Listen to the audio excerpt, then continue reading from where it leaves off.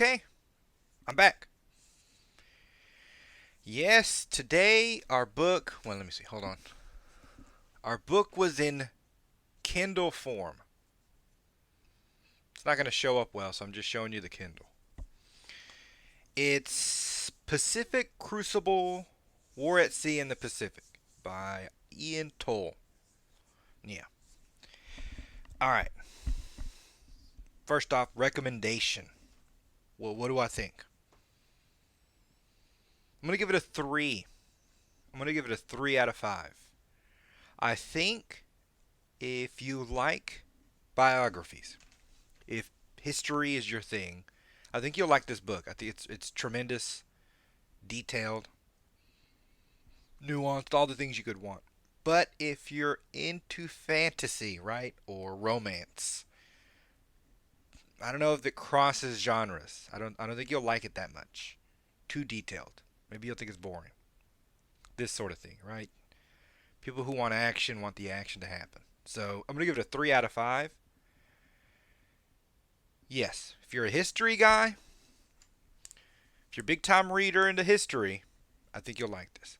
Having said that, let's say Nomocles, I don't know. Am I a history guy? What do I don't know. I haven't read history. You can absolutely pick this book up and go right in on it. You don't have to know all the names. You don't have to know the places. It gives you a full sense from the ground up, from America's perspective and the Japanese perspective, what's happening, why it's happening. He gives you a good sense of that. So, in that sense, great book. Give it a go. Now, I paid full price for this bad boy. Yeah, very rare. Your boy don't pay full price. Not a thing he does. No offense to authors or, this sort of people. I just typically don't. I can find them cheap, and I'd take them cheap. I paid 30 Latinum for this bad boy. That's real money, right? And I paid 30 for the part 2. It's a 3-part series. He goes, this one 1941 to 1942. That's it. The whole book that year, and it's jam packed. I really enjoy the nuance he gives you. So there's the recommendation. Now let's get into the book. We're going to be talking W2, people. The big one. Big kahuna. Now, part of the reason I got this book was because of World War II. I've seen a lot of documentaries. You heard all the stories, the Nazis, Battle of the Bulge, all this sort of thing. But I hadn't really done a deep dive into the war in the Pacific. I knew Pearl Harbor, I knew Guadalcanal, right? But I didn't get into the nuance of it. I never have. So I picked this book up. Another reason. My boy Ian Toll apparently only writes Navy books, right? His other book, other than these 3, is about like 6 war frigates, those wooden ones, right? So he really into the Navy. I like the sound of it, and I went for it, and it worked out. There's a preface to this book, but I never read a preface. I'm weird. I go right to chapter 1, verse 1, I go right in on. And that's what I did. So this book picks up on the day of infamy here. Pearl Harbor. And he goes right in it. The Japanese planes rolled in, and the people of Hawaii thought it was a drill. They didn't. Now I know they knew there was issues, right?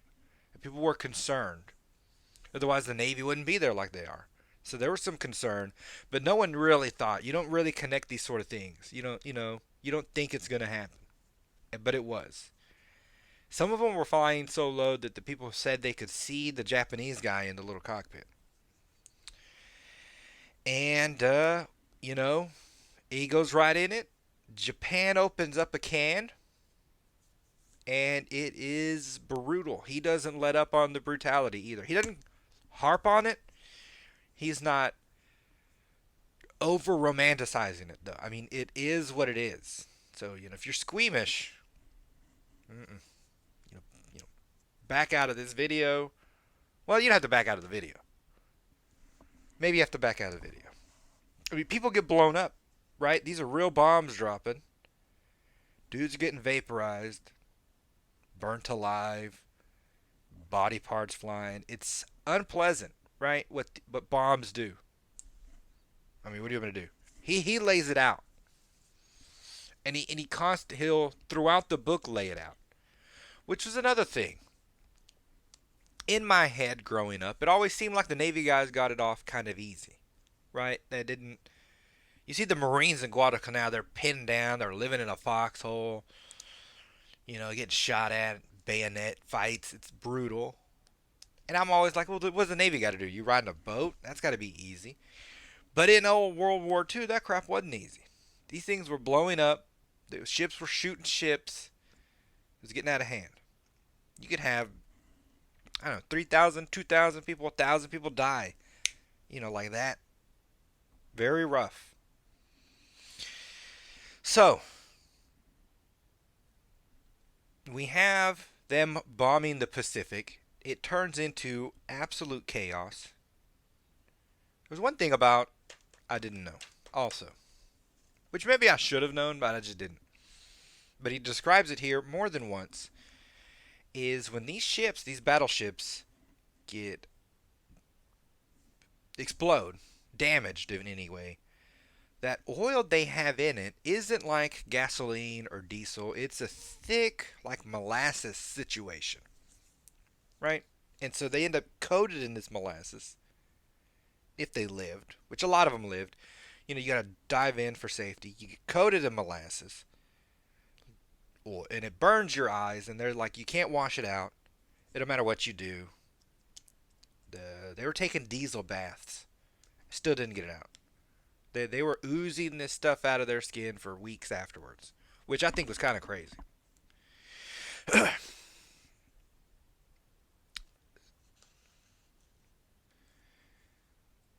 So, Pearl Harbor's jacked up. It's a smoking rubble. Now, the guys there, I'm not going to go in the order he went. What he does is he goes back and forth, like Hawaii, America, Japan, and he'll sort of chronologically go like this. I'm not going to do that, so he probably will do a better job. Obviously, the book, he took his time. I'm just blabbing. So, in Hawaii, it's chaos, right? There's a smoking pile of ships in the harbor. People are dead or dying. No one knows what to do. Because that's another thing with armies, Navy, any kind of army. And it always sounded weird to me, right? Where they're like, we got to go train in this field for like a month. I'm like, well, you just go over there and shoot the guy, right? But it's not that easy, obviously. But if you train them up, and then something happens beyond that training, right? Like, we're good to go. There's 10,000 buffalo. The guys then don't know what to do. Do I shoot the buffalo? Do we blow it up? Do we just wait for them to leave? You got to really be specific with these guys. Because there's a lot at stake, right? I mean, if you dudes are going to shoot at you, you're not going to run in. You're going to take it. You're going to take it safe. You're going to think it through.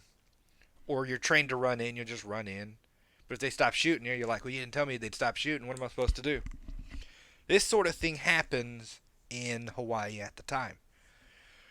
You have, well, all the officers, because the crap hit the fan, all the officers go to the main building with the admiral. I forget his name. He ended up taking the heat for this. What was his name? Spruance? It's not Spruance. Anyways, this admiral, they all go to him because they're like, what do we do now? What's the go-to? Some of them are disheveled and this and that, which is a big deal in the Navy.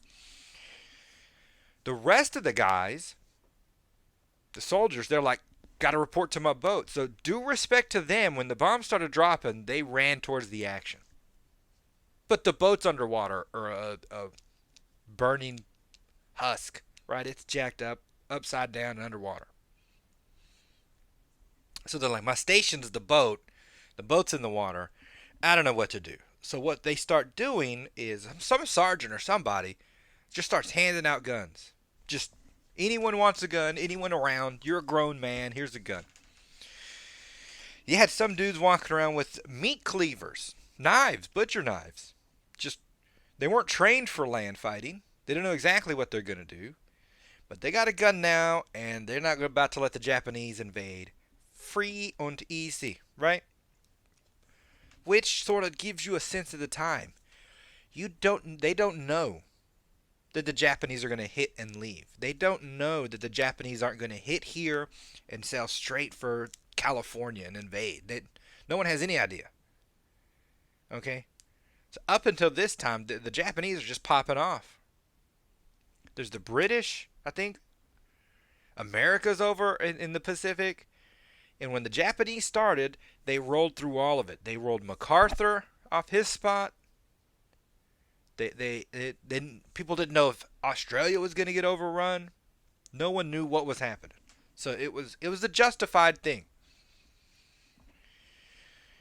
Cut to FDR, Franklin Delano Roosevelt himself. He's sitting, and they said it's a beautiful day, right? The day started really great. It was a nice, pleasant day, which kind of reminded me of 9/11. Everyone says 9/11 is just a glorious, glorious day, and then the crap hits the fan. And it was the same for FDR. He was just and then the call started coming in that we're under attack. And it's the same for them as in Hawaii. They don't know if this is the start of some mass invasion. People running all over the place. And FDR has to sit in the middle of it and sort of get his bearings. He needs to figure out what he's going to do. And what he does is sort of wait for information. I can't know what to do until it all comes out. But he was very calm. He was very calm when everyone else was kind of crazy. From the Japanese perspective, right? Like why did they make this move? There's a lot of reasons. In the time, the 30s, the 20s, probably a little earlier, there was a big thing for nationalism, sort of communism. The workers need to rise. Because before then, there was, in a lot of places, still serfs, feudalism. Yeah, that kind of medieval crap still existed all over the place. And people had radios, and they were hearing of better lives, and they're like, you know what, I want some of that. Well, this sort of sentiment hit Germany. We know what happened. Hit Ruski land. We know what happened. It also hit Japan, right? Well, Japan took it a little different because they're Japanese. First off, they weren't about to let anything happen to the emperor. They got a real soft spot for the emperor, kind of like Britain, So, but they're still hot. They still want some change. So what they decided to do was kind of like uprise in the name of the emperor. And they're like, did he ask you to? And they're like, no, but I think I should. I think I should. So I'm going to do it. And that's what they did. A lot of the younger officers were pressuring the older ones to do something. And if you know some Japanese, which I'm not saying I've been or anything like this, but they do have a sort of a way about themselves, right? What do they say? They said they have a public face, which is false, a private face, which they show to their friends, and then a true face, how they really are, which they're very non-confrontational in public like that. So if somebody's pushing, they're probably going to let it go and try like sideways things to make it not happen. So add to that politics. Now the politics of Japan at the time was very military centric. Obviously they rise up from samurai in their history. And these people have always been close to the emperor, and the emperor's where all the sauce is. So it just rolls into sort of more modern times. And in that, we have two main power blocks. the Army, and the Navy, right? So there's a prime minister, but he doesn't have as much of a say. Neither does sort of the people, because who tells the Army what to do? So, with these two and this bubbling up, we get to like money, right? So, for 20 years before the war, the Navy had been using as their sort of political go to. We're going to have a war with America at some point. You got to give me that cash. I got to make boats. Can't go to war. They got a big Navy. I need boats. 20 years they've been doing this, right? And it also, the Navy was sort of hampered, which hurt the national pride. After World War One, there were a lot of rules as to who could do what, and Japan didn't think they were getting treated properly, right? They think highly of themselves, and they're like, you're not gonna put me down like this. I'm not a half a citizen. But the West was like, man, you're kind of half a citizen. So stay over there. You get 3 boats, we get 7. I don't care. So the Navy used that, right, to dig. And as they dug, they made more ships. And as they made more ships, they sort of put themselves into a corner, because at some point somebody's going to call you on it. And they're not the type to just swivel off that. They got to save face. So here it is. You got to go attack America. The man whose idea it was an Admiral Yamamoto. Now, Yamamoto, maybe history doesn't see him well. At least sort of this is what the book's saying. But if you look on the whole, here's what the book says. What does it say? Greatest admiral since Lord Nelson. Lord Nelson, who, beat Napoleon and established the British naval empire essentially for like 700 years, 500 years. And you would think, how's the guy who lost Midway in the same boat, right? But he is. Before, right? Now you have to put this in perspective. Before we got in the war, it was Germany just rough rolling everyone in Europe, and Japan rough rolling everyone in the Pacific. It was like a Pacific blitzkrieg.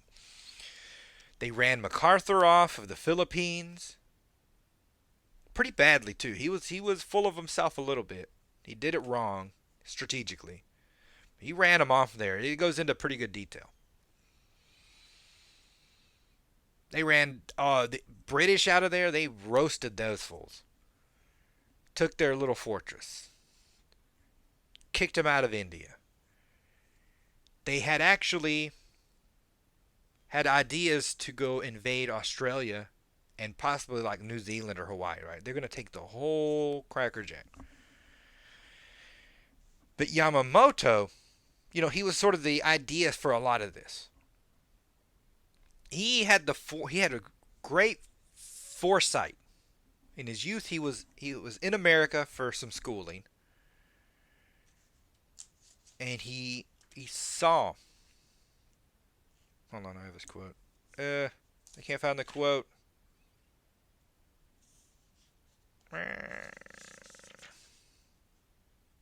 Yeah, but he said something to the effect of, anyone who's seen the factories in Detroit or the oil fields of Texas knows that Japan cannot win an attrition war with America, right? He knew this.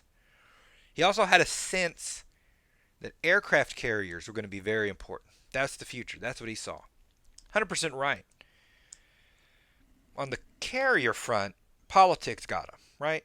If we're going to spend all this money, other people who didn't like him, because there's always people who don't like you, because he's sort of, pompous, said, build me a battleship, because in the day that was what you used, and I'll have my ship, and I'll have my guys. But I'm not going to build no cruiser. I don't need no carrier, So they were sort of set up wrong. But he knew we'd have to fight America. He didn't want to. right? But you're like, why did he? But he's Japanese. Once it's decided, he's going to try and win the war. But he didn't want the war, and even behind the scenes, he constantly rallied against it, right?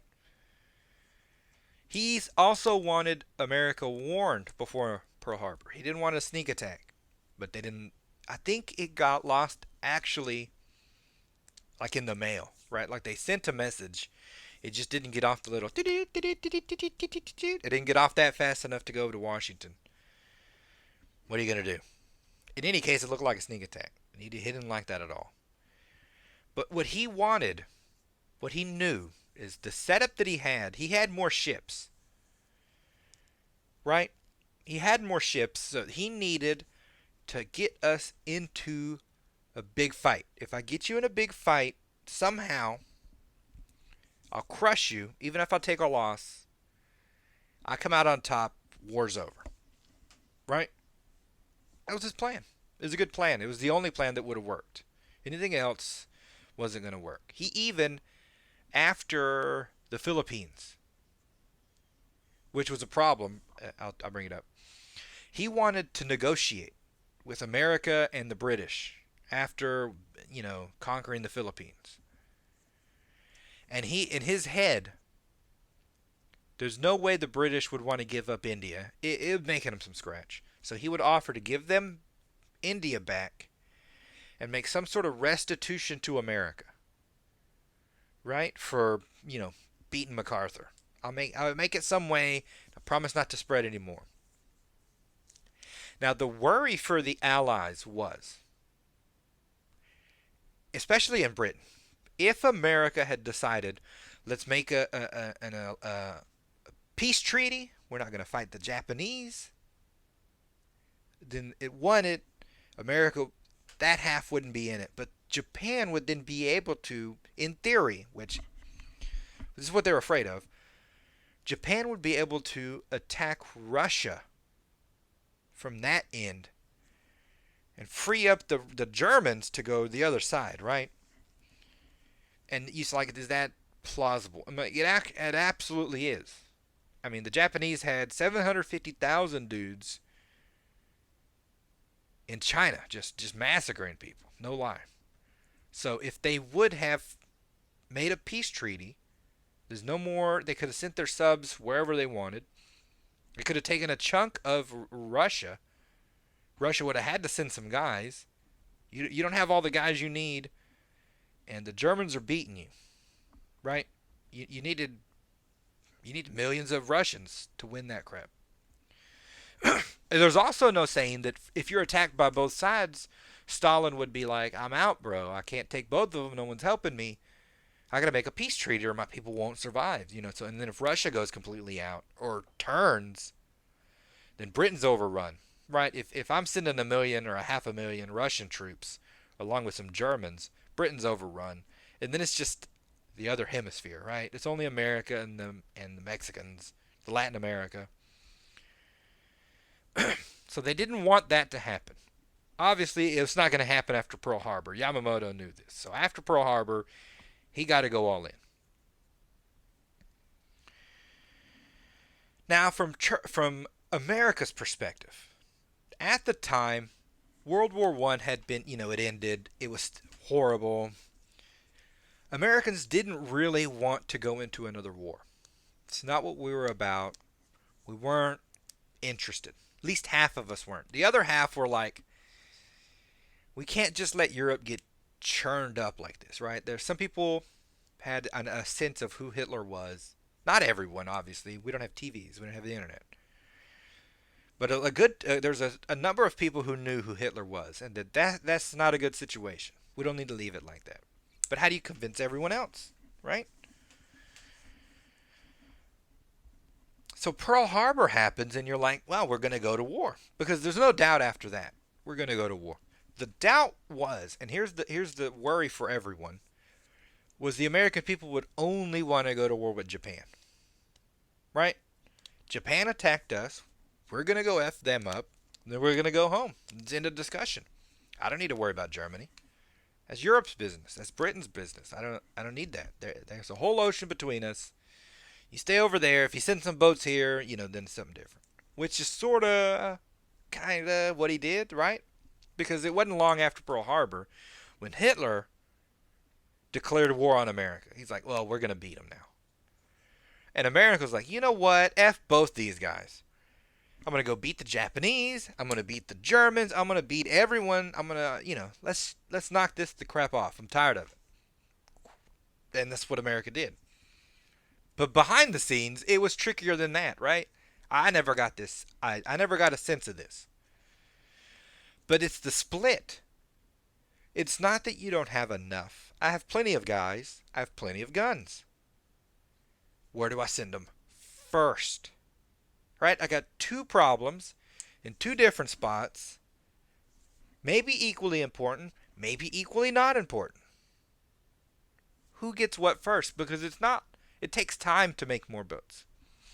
If I'm making boats, I'm not making how many tanks, how many guns, how many bullets, how many planes. England, bro, give us everything. They wanted everything. They said, let's beat Germany first, then we can all go beat Japan. Right? Now, what's to stop this? What stopped this? Well, two people essentially. Well, three. But one wasn't alive anymore. There was a man named Alfred Thayer Mahan back in ye olden history. He, I think, famously said, he who controls the sea controls the world. Now, navies, I say navies because sort of all of them act like this. All of them. Navies took it into their head like, these are our spoken words from on high. This is our cause. This gives us our reason for existence. More than just being a navy, we're defending the whole world. So navies kind of get full of themselves in that respect, right? So they really liked this guy. And another part of what he said was what he called the Mahan Doctrine, which is concentrated naval force versus another concentrated force. You always keep it tight, jack your guys up, right? So, add him to one FDR, who I don't think he ever served in the Navy, but he was a fanboy, right? He was like Secretary of the Navy under some president. His office at the White House is just chocked full of Navy crap, all over the place, right? So he liked the Navy, and add to it one Admiral King. Hold on, where did I put Admiral King? Give me a second. Oh, Fluffernutter.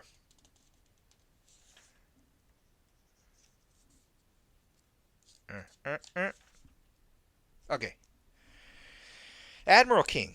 He was ambitious as all get out. He didn't give a crap. He'd give you the business. And he'd give anyone the business. He didn't care. Strong personality, this guy. Okay? And what he ended up being was the COMINCH. It's a big acronym. Commander over Atlantic, Pacific, and Asiatic fleets, as well as all naval coastal forces. Okay, before this, it was two jobs.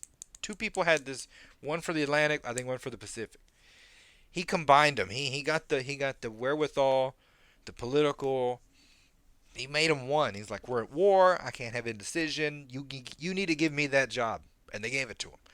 So he was the most powerful admiral in American history, flat out, bar none. No one's above him. And sort of the way it works is like, I'm running the whole show. And I'm going to send you to run the Atlantic and you to run the Pacific. And then when you're in the Pacific, you're looking at this whole thing and you send out these 5 captains, and those 5 captains look at their boats and send out those pilots, and then those pilots do the dogfighting. Right? So there's a sort of a tier system. So he was running the whole show. And between him and FDR, they did not let the Pacific slip at all. They're like, In his mind, his bottom dollar, I will not waver on this, is he wasn't going to let Australia get invaded, and he wasn't going to let Hawaii get invaded. That's his absolute baseline. So whatever he thought he needed for that, he went to bat for. Who did he go to bat for against? Well, what we also had is a coming together of all the military guys and the leaders. But by all, I mean America and Britain. They didn't put Australia in this group. They didn't put New Zealand. They didn't put the French, Free French. They didn't put the Philippines. They're like, we can't have, I'm not going to have Admiral King's like, I'm not going to have a Senate over here. We're not making decisions by consensus. There's going to be one idea, and we're going to do it. And his thought was, it needs to be my idea. But he worked with people. Some. So they brought the British generals and admirals over, and Winston Churchill. Churchill and FDR had to get along. We had to find out what we're about. So they hung out for like a month. Right? But the admirals and the generals got together. Now, the British had been working together for 2 years already in this fight. So they were like, let's set up over in England, right? Because we've been working on this. And then King's like, nah, we're not doing that. And like, what do you mean? You know, we've been fighting this war. You got to sort of listen to us. And he's like, nah. Their thinking was, it's like, they're my boats, they're my guns, they're my planes. You kind of got to listen to me. I mean, they put it pretty hard to them. And the British, because Churchill's like, I don't give a crap who's in charge down there. I need those planes. I need guns. I need dudes. I'm fighting some Germans here, bro. Give me something. Right? So he sort of relented. So they didn't have a hard fight. They didn't have much of a leg to stand on, the British generals. So they sort of got supplanted a little bit. And in that supplanting, King did agree to a German first policy. But he didn't, it was like a 60-40 or some mess like this. He gave a good chunk, if not more, to his Pacific. He wasn't going to let it fall. So now go to the Pacific. What do we have over there? Who's going to run it? Everyone had thought it was going to be MacArthur. He was famous. He was already over there. He sort of knew the layout. MacArthur thought it was going to be MacArthur. Right? But King didn't like him. Flat out, I don't like MacArthur. F that guy. So he picked one, what's his name? Chester W. Nimitz, a Texas boy. Yeah. I'm going to be honest. You need to win a war, you get a Texan. And I'm not saying it just because I'm from Texas. We just know what it's about. So he got a Texas guy. Now, what's funny is he gets into more of the nuance of this particular guy. He's a big deal. I only knew him because there was a battleship class called the Nimitz class, which I thought was the coolest crap. I didn't know it was an actual dude. So they're like, okay, you're going to be in charge of the Pacific, which is kind of crazy. Because for him, what it would have been was, you need to win a war against an enemy that hadn't lost in 1,000 years, who has the biggest navy on Earth, maybe, with a broken navy, because ours just got broken, in a theater, the Pacific, larger than any theater that's ever been in war. Right? I have more ground to cover, with less ships, against a stronger enemy, with more ships. Good luck. Right? And you're like, ugh. So what does he do? He gets on a train and takes 2 months to get to California, which seems odd, but no one seems to question it, which no one questions anything these admirals do. They seem very lackadaisical in some times. They roam around. They take, I'm not waking up till 11. I need to take a walk on the beach, this kind of thing. And you're like, that seems unfair.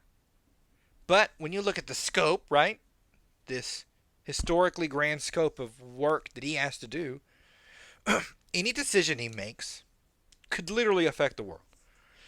So when you up in them big decisions, take your time, right? These admirals do. I would. I wouldn't want that job. It's too much. I get an ulcer or something. I don't need that. But it was his job, right? And another part of the problem he had was the scale, right? Now we see that it's big. I'll show maps later, or I've already shown some. But everything's like 700 miles away, 1,000 miles away.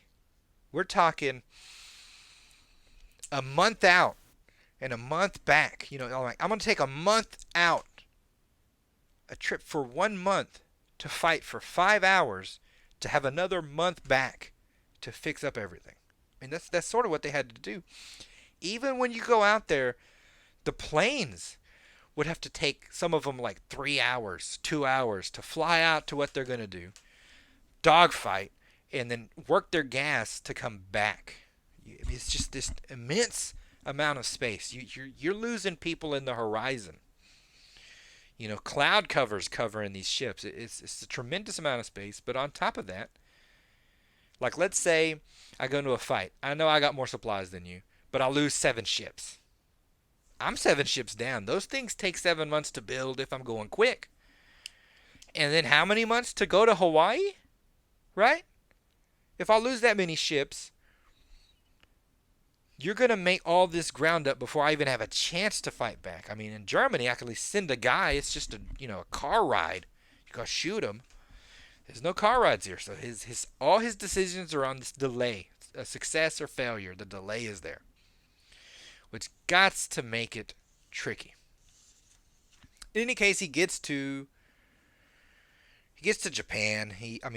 Hawaii. He's establishing order.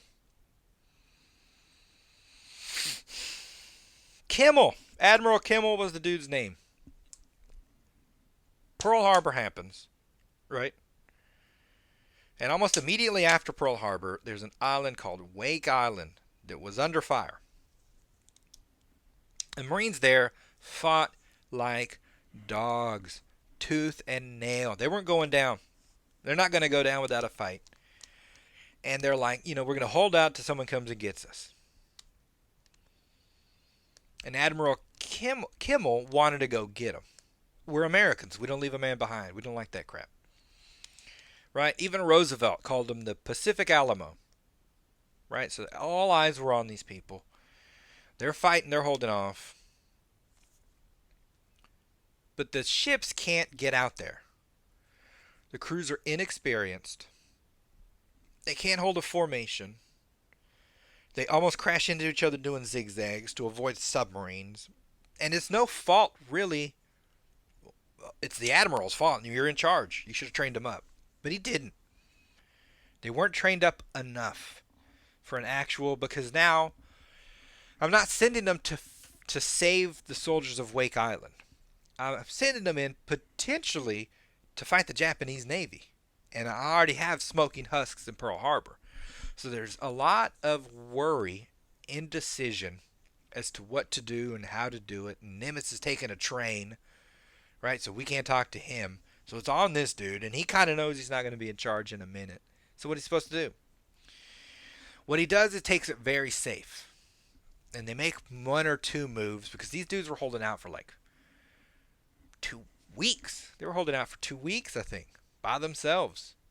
By their lonesome. So he'd make a decision, come back. Come back. And eventually they're like, okay, we're gonna go. And then something went squirrely, and he's like, you know what? Shut it down. I cannot risk our carriers. It's all we have left. And coming back, it so hurt the Navy guys that some of them were openly crying. Grown men in the 40s openly crying. There's a captain had to leave. What was it? Rear Admiral Fitch retired to his cabin specifically so he wouldn't have to listen to the mutinous talk of his officers who wanted to just disregard the order, drive the boats in and save these guys. Right? That's how much these people wanted to go help. But they were ordered not to, and Fitch followed orders, and so these wait guys were left to their own devices. But they did very well. At some point, the Japanese were tired of sort of bombarding at them. And they're like, let's invade the island. These fools with artillery from land blasted down a battleship. They repelled an invasion. It's the only time in the Pacific that land-based forces stopped naval-based incursions, right? Any other time a navy wanted on your island, they're getting on it. That's just how it went in the Pacific. These are the only cats that were able to do that.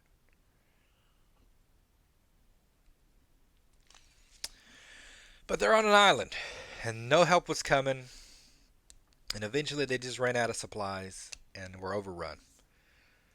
Rip those guys. But they showed up.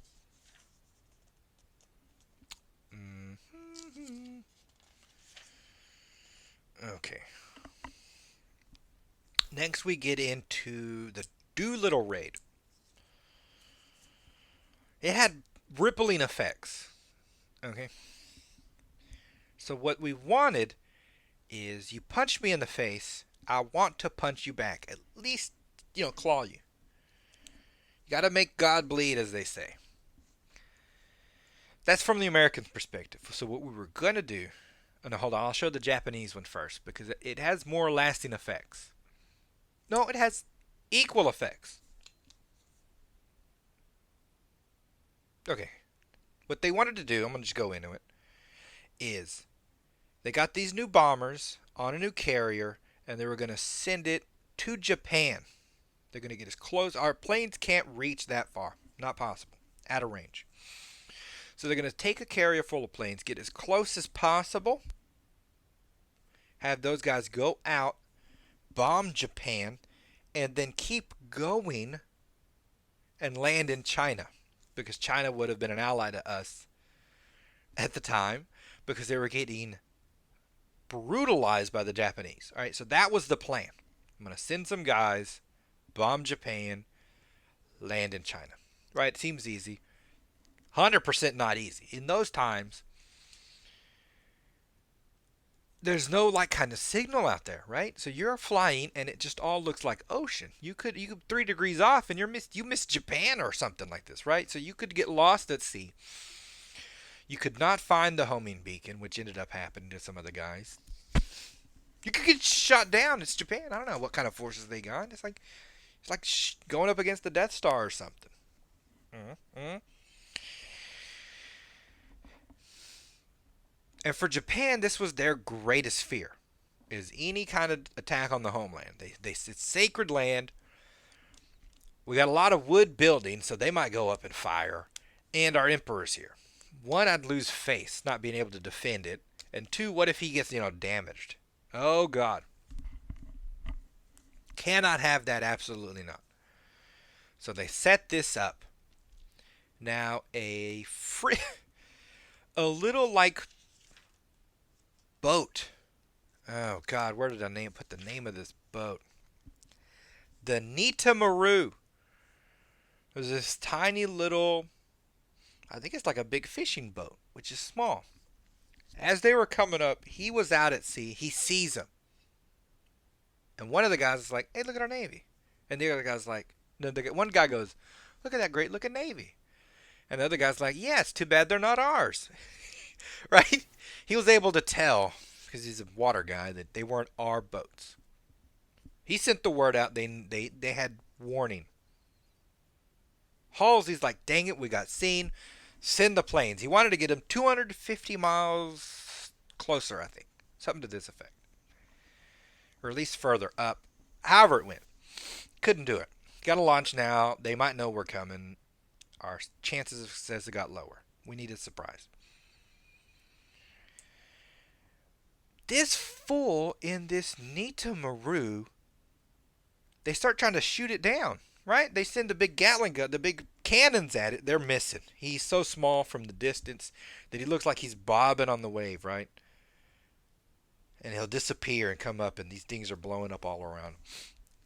Mad respect to this guy. He got on his little 50 and shot back. The bullets don't even go halfway. That's how far away it is. If he was next to it, the bullets wouldn't penetrate the armor of a battleship or cruiser. He's shooting back. I'm like, bro, mad respect to that guy. They ended up sinking his ship. I don't think he died. Otherwise, how would you know the story? Right? So, Doolittle raids out. It's going to take him like 4 hours to get to Japan or whatever. They're coming in and out of Japan, and sort of in a weird twist of fate, right? This eerie sort of fate. The same thing happens in Japan that happened in Hawaii. People are watching the planes go by. Like, look at that plane. Look at our beautiful Air Force. I think the Prime Minister was flying and passed some of the Doolittle guys, and some of the passengers with the Prime Minister could see into the plane and go, those are white dudes. Those are Caucasians. What's happening? Right? So they couldn't believe. They couldn't believe that they'd be under attack. This is where Japan, we only win. All we do is win, win, win. They couldn't believe it. And they didn't believe it till the bombs started dropping. And they jacked up some factories. They jacked up an oil refinery. Now, and most important, Doolittle he was in charge. He specifically told his guys, do not bomb the Imperial Palace.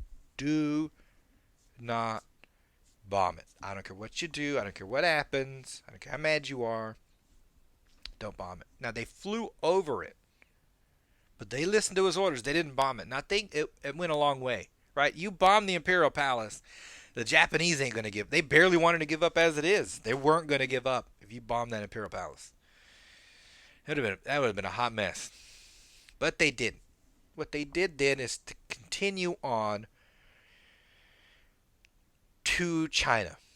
But the beacon didn't come in, to homing beacon, the little radio signal. And they sort of got spread out. Some of them went over here, some of them went over there. Okay. And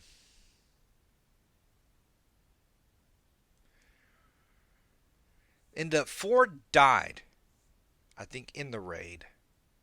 8 ended up captured in China. There's Japanese all over there, right? So it was a good chance you could get captured. But they were out of the war until I don't think they were able to make their way back to.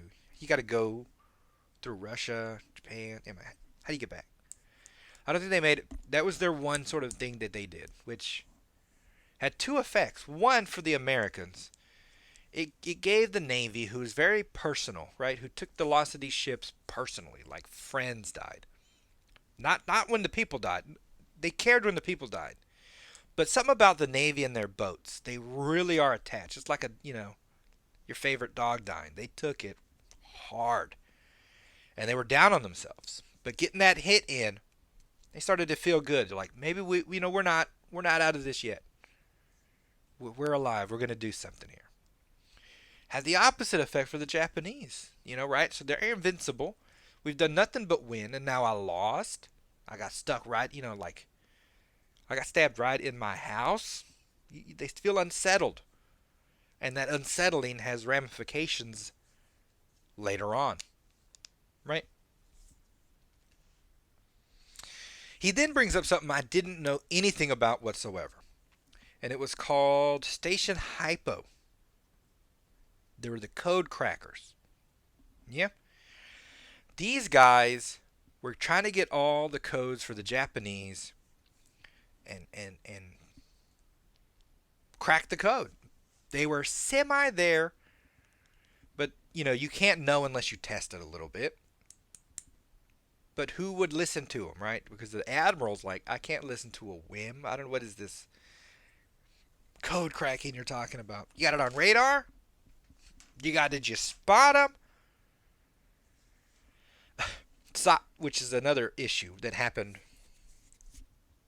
No, I'll get to it later. I keep saying that. The only good thing for them was Nimitz. Now, Nimitz was a listener. He'll listen to you. And they said all these things, and I'm like, that sounds good. I'm going to go with it. It's a hunch. A hunch is better than anything when you're in the middle of the Pacific Ocean. I'm going to go with it. And he started being right a couple of times, especially at Port Moresby for the Battle of the Coral Sea, the first big engagement we had with him. He knew, so we knew, that they didn't want to send a big naval force. They wanted to invade. Just knowing that affected how we fought them. He goes into massive detail about the Battle of the Coral Sea. But the main gist of it, because I'm getting long-winded, the main gist of it was it was a fight, right? And it allowed us to figure out the sort of the nuts and bolts of naval warfare. We learned what we didn't know, right? Which was a lot. I'm not good at landing. I'm not good at finding. I'm not good at, maneuvering. But neither was the Japanese. But also another thing is we'd send pilots out to look. The Japanese would do the same. And all the pilots on either side were like fishermen. It didn't matter how small the fish was, it was huge, right? So they'd see like a frigate come back, say, saw carrier. They'd shoot at one like a battleship or like a cruiser, come back, dropped a carrier. Right? They were just wild ideas. The admiral couldn't really count on anything that they said at any time. Right? So you just had some kind of vague idea that something's that way and not this way. They drop bombs, miss, come back, say, I dropped 4 ships, bro. I dropped 4 ships. They're ruined. I won the war today. Right? All the pilots said this, Japanese and American. So what we had is sort of like a windmill fight in the dark, blindfolded. Right? We were just swinging our arms. No one really hit anything. But what was important historically, it was the first naval battle where the ships never saw each other. It was all air to air. We're on the fringes. We'd send our planes. They'd dogfight and go back. Or dogfight and try and blow They never saw each other. So we got out of that. Japan, I think, took Port Moresby. Oh, no, they called it off. Yeah, I think they called it off.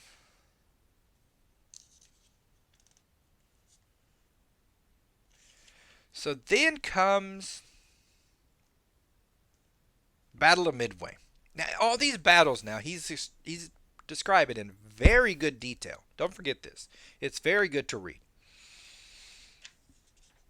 Okay, so in that battle, I think the Lexington gets hit. So they sail it back. The battle's over. We're sailing back. The hypo station cracks the code. And so we know that there's going to be an actual mass gathering of the Japanese at Midway. Right? They want to attack Midway. Yamamoto wants to attack Midway. And sort of we feed them intel that says, that's a good idea, you should attack Midway. Right? So everyone sort of knows Midway is about to happen. So Lexington goes back, gets repaired in a decent amount of time. And I mean a pass job. They had 3 days, and they were putting wooden beams in and, just welding pieces of metal to this boat. Bless its heart. In any case, we have, for Midway, I'll put a picture up. We have 3 carriers. They have more carriers. What Nimitz does and how he sets everything up is he turns Midway the island into a carrier for us. Oh, where was I? There was a noise. Midway. What Nimitz did is he turned the island. It was actually genius. He turned the island essentially into a fourth aircraft carrier for us. Or 5th, I forget the number. It was an extra aircraft carrier. Then he lined them up. So he had Midway here, armed to the teeth. And then I think 300 miles, 200 miles this way. 300 miles are sort of ships in range for when they sort of come. And we're waiting. We think we know the day it's all happening. The ships come in, and again, he does it in super good detail. The Japanese ships come in, And what they have is a sort of a multitude of problems, right? One, you can't trust any of your pilots. They're coming out. They said they saw some kind of force, but he didn't know what that is. Two, they start getting hampered by Midway itself. Their ships, the planes keep coming out. They kept to keep dodging bombs from above. It's a rough situation. And three, he has bombs and he has torpedoes. Each of them take a certain amount of time to put on the plane, to then send way out for 2 hours, to then either drop on a ship or drop on land. So, and in the morning, he decides, put the bombs on. I'm gonna go drop that. So the guys are working to put the bombs on. The report comes in. He's not sure. He's like, give me more intel. Tell me what it's about. Not sure. Not sure. The indecision then has our SOM, and ours sends this just massive attack fleet of planes. 50, 60 planes. I don't know how many it was. It was a jack ton of planes. So by the time he realizes what's happening, he then says, switch it, put the torpedoes on. So there's mass chaos underneath. The guys are like, what are you talking about? Switch. This crap takes a long time. We're moving them by hand. We got bombs rolling all over the place. It's hard to do. And he doesn't have many planes to send off. He only has sort of semi-patrols in the air. And now this wave is coming. And it comes for real. They start jacking up these Japanese ships. Now, in their defense, it was like the movies. They were coming into this anti-air fire. The Zeros were zipping all over the place. They were messing everything up. But it was pure numbers. If it were, I think 1-1, they might have won. They had the better pilots. But it was pure numbers. They were overwhelmed. Nothing they could do. His crap the bombs started dropping on these ships. Started connecting. Then, the the carriers start taking damage. Fires start running rampant. Right? And it's pretty bad for the Japanese. They send some out, right? So they're like, I think they lose 3 carriers, right? It was a pretty nasty dogfight. But they're sitting ducks.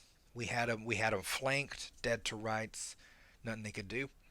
They walked into the teeth of a trap. That trap snapped shut. But they sent some out, one of their 4th carriers, to like, we're gonna fight back. They sent some out, and guess who it hits? The Lexington.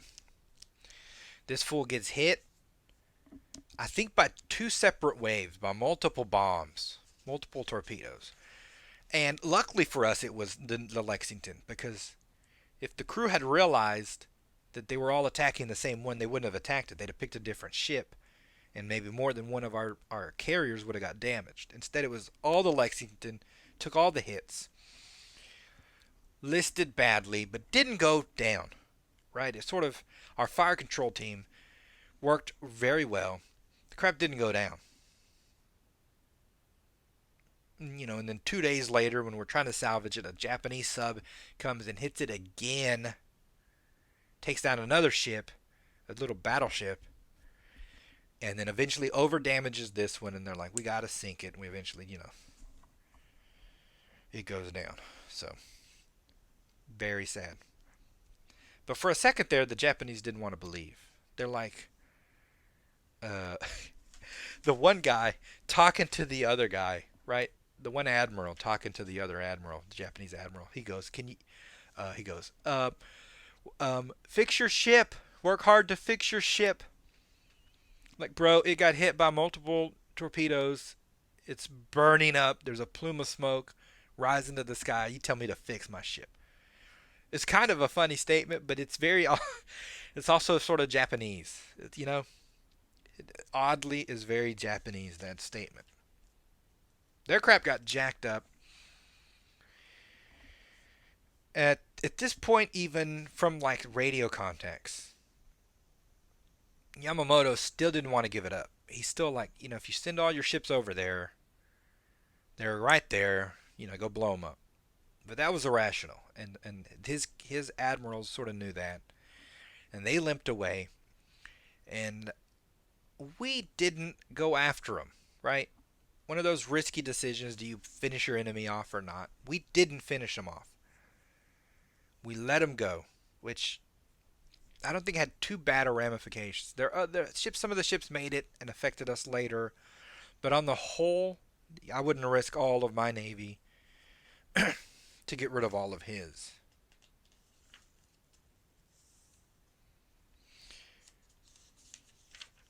And that really, it didn't end the war, right? But it was a massive turning point. Massive turning point. And from then on, sort of the die was cast. We'd always then have the ascendancy. We'd always be one ship ahead, have more supplies coming. Everything Yamamoto said sort of ended up happening. But it happened because of Midway, because we didn't lose Midway, because we cracked the code, baited him into a fight. And that's sort of where this book ends. He stops at Midway. He has two more books. I'm going to get into them later. They're buckets of fun. But it really is. I glazed over. I went real fast. He really goes into some detail, and that detail is really tremendous. But it takes a lot of the. It's fact based, right? I'm not giving you a. He's not giving you a love story. He's not sidetracked at all. It's a very good book. All right.